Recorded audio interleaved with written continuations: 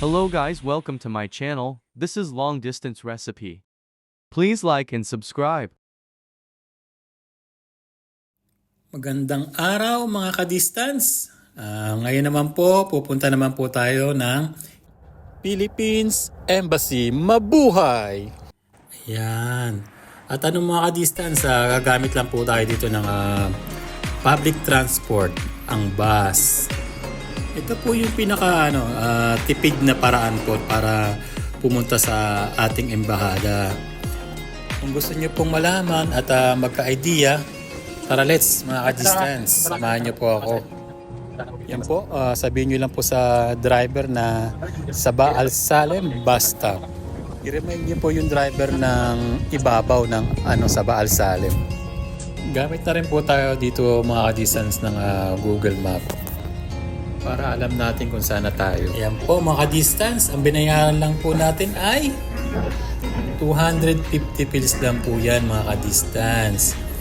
Yung lang po yung mga ka-distance yung orange bus lang saka yung KPTC.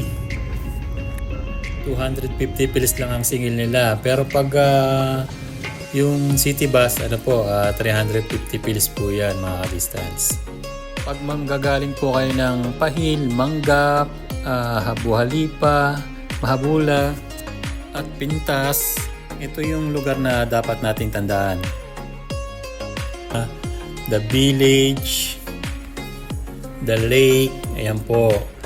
Pag nakita nyo po yung lugar na yan, ayan po yung palatandaan po na malapit na po ang malapit na po tayong bumaba. Kaya mag-prepare na po kayo mga distance. Ayan po. Ayan. Ayan po, kailangan pong i-remind nyo po yung driver na sa taas po kayo.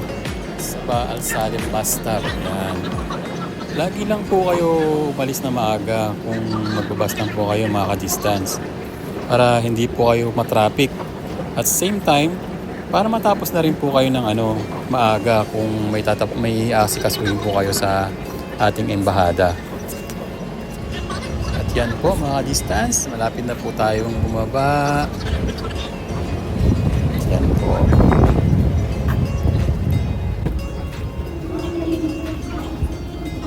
Ayan, naka-stop naman po kaya dito na po ako bababa. Pero po mga ka-distance, ang bus stop po talaga doon po banda. Yan po yung bus stop ng Sabah Al Salem.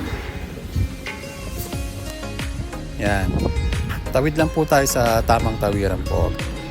Yan mga ka-distance, 12:24. Titingnan po natin kung ilang minuto ang paglalakad po simula dito sa Sabah Al Salem bus stop hanggang Philippine Embassy po. Ayan. Mag-ingat lang po tayo sa pagtawid. Ito po pala mga ka-distance yung ng Philippine Embassy. Ang address niya. Buildings 256 and 257. Road 213, corner 215. Block 2, Sabah Al Salem, Kuwait. Ayan po mga ka-distance. Mag-iingat lang po tayo mga ka-distance sa pagtawid po talaga dito at mga sasakyan po dito mabilis. Yan po, doon po tayo. Hindi pwedeng bumaba at medyo matarik po dyan. Doon po tayo banda mga ka-distance. Baka bigla po tayong dumire-diretso. Ayan po, dito na lang po tayo mga ka-distance. Yan, pwede po doon sa way na yon, pero ang gagawin natin ay shortcut. Yan po mga ka-distance. Shortcut lang po tayo. Yan. Wala tayong kakaliwa. Yan po mga ka-distance. Tandaan nyo lang po yan mga ka-distance. Shoutout po muna tayo mga ka-distance. Kay Joanne at Kingging, Noor, Beth, Hope, Laika, Sis Morena, Herlene, Cristel, Atenita, mapriso ka. Si Mita at si Irene. Yan. Shoutout po sa inyong lahat at maraming salamat po sa suporta. At syempre, mag-iwan pa rin po ako ng Bible verse para sa inyo mga distance. Psalms 23 verse 4. Even though I walk through the valley of the shadow of death, I will fear no evil, for you are with me. Your rod and your staff comfort me. Amen. Advisory po ang embahada. February 8 po, 2024, close po sila. At ang resume po will be February 11, 2024, Sunday po yan mga ka-distance. So po, nandito na po tayo sa ating embahada, Philippine Embassy dito po sa Kuwait. At mga ka-distance, huwag niyo pong kakalimutan na mag-like at mag-subscribe. At saka share na rin po, share niyo na rin po sa inyong mga kaibigan para po mapagpatuloy po natin yung mga gantong video po. Ayan. Maraming pong salamat mga ka-distance at lagi po tayong mag-ingat. At time check po tayo pala mga ka-distance, 12:33. Yan po.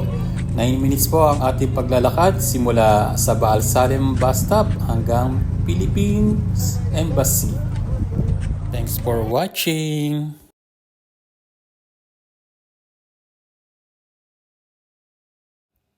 Kung kayo ay naglalakbay, magdala lang po ng tinapay. Marami pong salamat. Please like and subscribe.